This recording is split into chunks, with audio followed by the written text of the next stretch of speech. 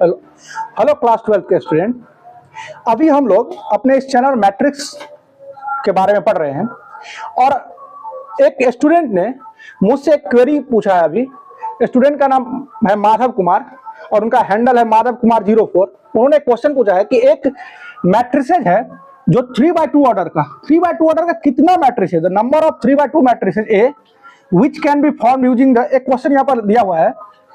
Question का अगर हम क्वेश्चन को समझने की कोशिश करें तो क्वेश्चन दिया है कि हम -2, 1, 0, 1 और 2 इन एलिमेंट्स का प्रयोग करके कितना 3/2 ऑर्डर का कितना मैट्रिक्स बना सकते हैं जब ए ट्रांसपोज और ए का जो सम है, sum of the diagonal elements of A transpose into A, diagonal elements A transpose और ए के डायगोनल एलिमेंट्स का सम अगर 5 है और एलिमेंट दिया है -2, 1, 0, 1 और 2, तो इस सब का यूज करके हम 3/2 ऑर्डर का कितना मैट्रिक्स बना सकते हैं।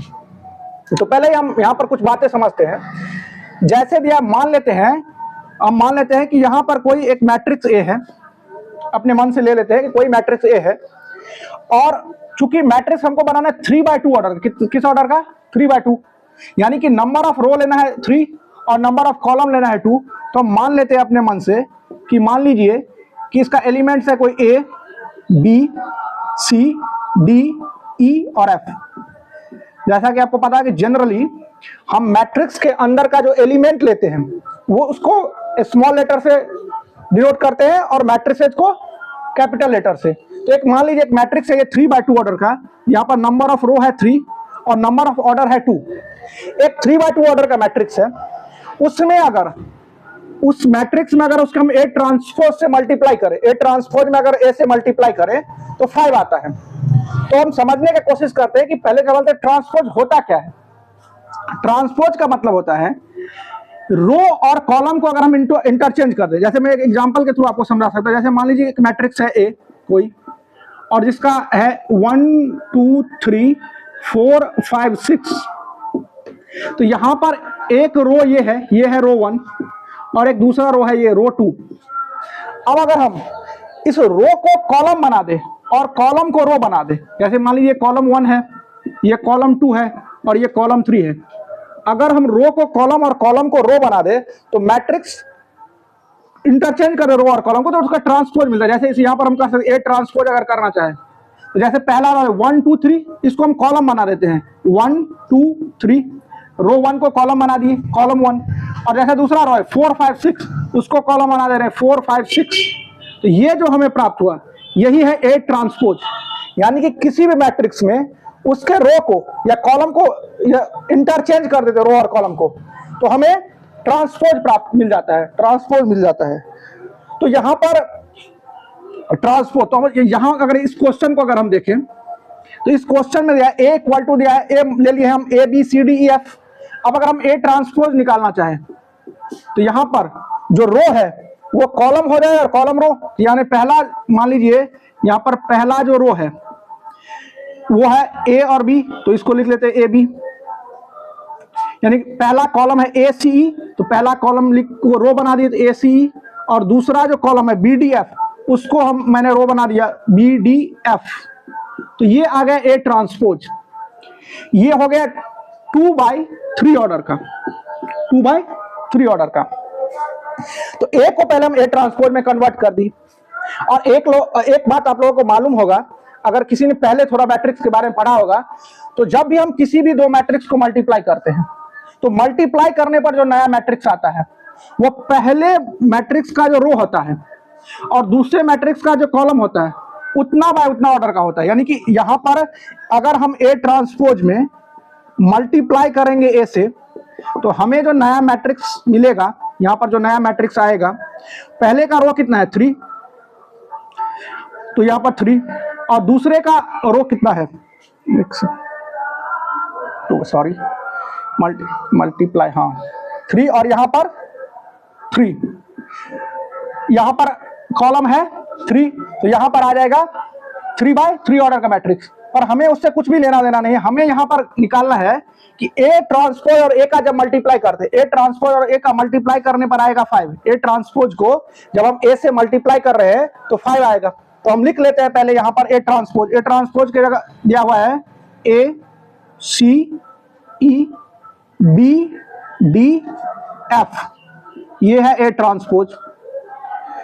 और ए के जगह दिया हुआ है ए बी सी डी ई और एफ, ये है ए। तो ए और ए ट्रांसपोज को मल्टीप्लाई करने पर आएगा 5। हमें इस 5 से अभी कोई मतलब नहीं, हमें देखना है कि ए से अगर ए ट्रांसपोज में अगर ए से मल्टीप्लाई करते हैं तो क्या आता है। अगर आप लोगों ने किसी को भी पता हो कि मल्टीप्लाई कैसे करते हैं, तो मल्टीप्लाई करते हैं फर्स्ट रो को पहले फर्स्ट कॉलम से करते हैं मल्टीप्लाई। जैसे मान लीजिए यहाँ पर मैट्रिक्स लिखेंगे तो यहाँ पर फर्स्ट रो को फर्स्ट कॉलम से मल्टीप्लाई करेंगे तो यहाँ पर कुछ आएगा। फिर जब फर्स्ट रो को सेकंड कॉलम से मल्टीप्लाई करेंगे तो यहाँ एक एलिमेंट आएगा। फिर सेकंड रो को फर्स्ट कॉलम से मल्टीप्लाई करेंगे तो यहाँ आएगा कुछ। और जब सेकंड रो को सेकंड कॉलम से मल्टीप्लाई करेंगे तो यहाँ पर एक एलिमेंट आएगा। और यहाँ पर दिया है कि, और हमको दिया है कि डायगोनल एलिमेंट, जो यहाँ पर डायगोनल एलिमेंट्स है उसका सम 5 है। तो मैंने बताया है कि डायगोनल एलिमेंट्स कहते किसे हैं, वैसा एलिमेंट जहां पर यानी कि ए आई जे में अगर आई इक्वल टू जे है, आई इक्वल टू जे हो तो वो कहलाता है डायगोनल एलिमेंट। तो जैसे मान लीजिए यहां पर आएगा A11, यहां पर आएगा A12, यहां पर आएगा A21 और यहां पर आएगा A22। तो यहां पर देख रहे, अगर देखें तो ये दोनों जो एलिमेंट है, यहां वाला एलिमेंट, यही कहलाता है डायगोनल एलिमेंट। ये क्या कहलाता है, डायगोनल एलिमेंट्स। तो एक बार पहले आप लोग जो भी देख रहे हैं यहां तक की बातों को नोट डाउन कर लीजिए। उम्मीद करता हूं यहां तक की बातों को आप लोगों ने नोट डाउन कर लिया होगा। तो यहां से एक बार हम फिर से देखते हैं। मैंने बताया कि ये वाला हो गया डायगोनल एलिमेंट, यानी हमको सिर्फ ये एलिमेंट चाहिए और ये एलिमेंट। तो यहां पर जो एलिमेंट आएगा वो आएगा फर्स्ट रो में अगर फर्स्ट कॉलम से मल्टीप्लाई करेंगे तब। तो जैसे ए में ए से मल्टीप्लाई करेंगे तो ए स्क्वायर आएगा। फिर प्लस का साइन देते हैं। फिर सी में अगर सी से मल्टीप्लाई करेंगे तो सी स्क्वायर आएगा। और फिर अगर ई में ई से मल्टीप्लाई करेंगे तो ई स्क्वायर आएगा। तो ये जो A11 वाला एलिमेंट है वो हमको मिल गया। उसी प्रकार जब हम यहां देखेंगे ये वाला एलिमेंट हमको एक चाहिए A11 और A22। तो A22 आएगा सेकेंड एलिमेंट को अगर सेकेंड रो को सेकेंड कॉलम से मल्टीप्लाई करेंगे। तो सेकेंड रो को अगर सेकेंड कॉलम से मल्टीप्लाई करेंगे तो यहां पर सेकेंड रो क्या है, सेकेंड रो है बी। तो सेकेंड रो का पहला एलिमेंट है बी और सेकेंड कॉलम का पहला एलिमेंट यहां पर बी। तो बी से बी में मल्टीप्लाई करेंगे तो बी स्क्वायर यहां आएगा। प्लस डी से डी में मल्टीप्लाई करेंगे तो डी स्क्वायर आएगा। और एफ से एफ में मल्टीप्लाई करेंगे तो एफ स्क्वायर आएगा। तो यहां पर इसका अगर मल्टीप्लीकेशन करें तो यहां पर आ रहा है हमको जो डायगोनल एलिमेंट्स ये प्राप्त हो रहा है, ये आ रहा है। और यहां पर क्या आएगा उससे हमें कोई भी लेना देना नहीं है, क्योंकि लिखा है question sum of all the diagonal elements. Sum of the all the diagonal elements कितना है, 5। अब यहां तक की ये जो बातें आप लोग अगर नहीं लिखा है तो ये बातें लिख लीजिए और इसको मैं अभी रब कर रहा हूं। अब ये आएगा 5। अब देखिए चाहे यहां या यहां एलिमेंट के रूप में हम ले क्या सकते हैं, -2, -1, 0, 1, 2 यही ले सकते हैं। यानी हमको इसका और इसका सम यानी कि A square plus C square plus E square plus B square plus D square plus F square ये चाहिए 5। इसका पूरा सम कितना चाहिए, 5 चाहिए। अब इन सभी का सम 5 करने का क्या क्या तरीका हो सकता है, अब देखते हैं। यहां पर हम दो अलग अलग केस लेके देखते हैं। केस फर्स्ट देखते हैं। केस फर्स्ट हमको एलिमेंट के तौर पर -2, 1, 0 सॉरी यहां पर -1 था, -2, -1, 0, 1 और 2 लेना है। चाहे जब भी स्क्वायर करेंगे, चाहे माइनस का स्क्वायर करें चाहे प्लस का स्क्वायर करें, आंसर तो हमेशा प्लस में ही आएगा।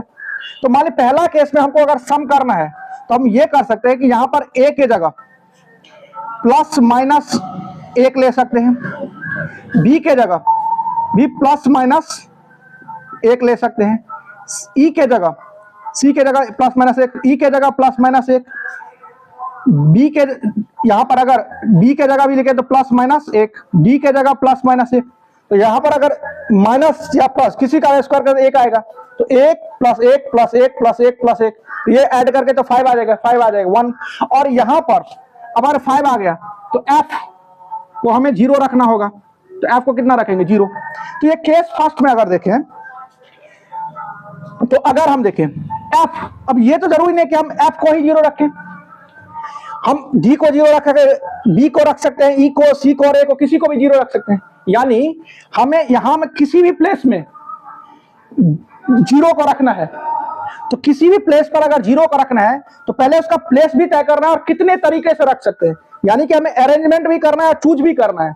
तो जब चूज और अरेंजमेंट दोनों करना तो कॉम्बिनेशन निकालते हैं, यानी कि 6 टोटल प्लेस कितना है? 1 2 3 4 5 6 प्लेस है।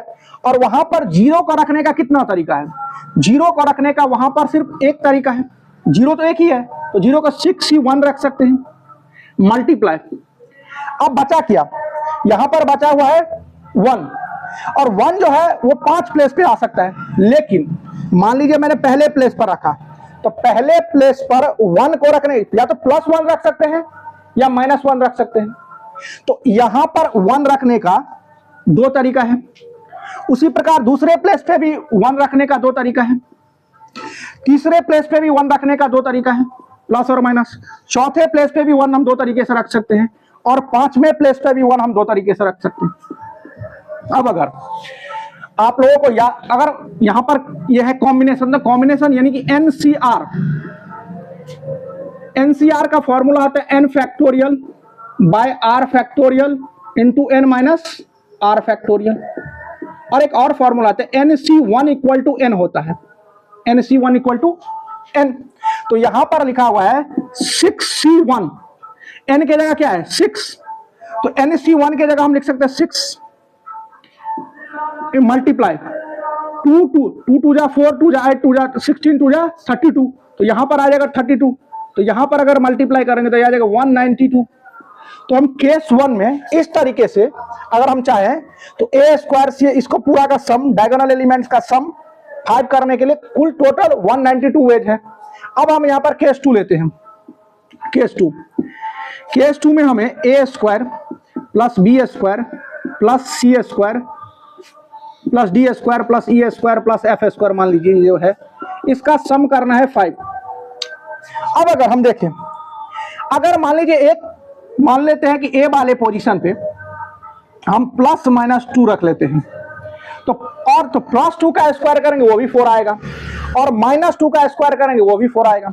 और मान लीजिए सेकंड पोजीशन जो है बी, यहां पर हम +-1 रख लेते हैं, तो +1 का स्क्वायर 1 और -1 का स्क्वायर 1, तो यहां पर चाहे प्लस का स्क्वायर करे चाहे माइनस का, तो 4 आएगा और यहाँ 1 आएगा, तो 4 और 1 5। तो अब बचे हुए प्लेसेस पर हमें 0 ही रखना होगा, यहाँ भी 0, यहाँ भी 0, यहाँ भी 0 और यहाँ भी 0। तो अगर हम देखें गौर से तो यहाँ पर 0 आने का कितना तरीका है? 4, तो इसको लिख सकते हैं 6C4। अब 0 को हम 6 पोजीशन में से 4 पोजीशन में था, पहले उसको चुनना था फिर उसको अरेंज करना था, तो 0 ये तो 6C4 आ गया।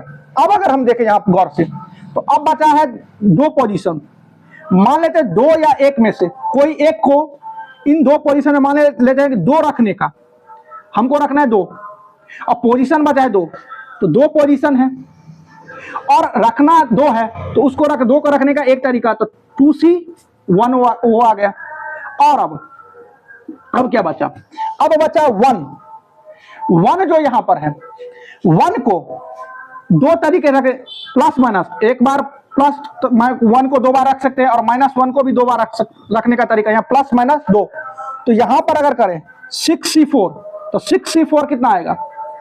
6 फैक्टोरियल बाय 4 फैक्टोरियल मल्टीप्लाई 6 - 4, इस फॉर्मूला है 2 फैक्टोरियल, और यहां पर 2C1, NC1 तो 2 हो जाएगा और ये हो जाएगा 4।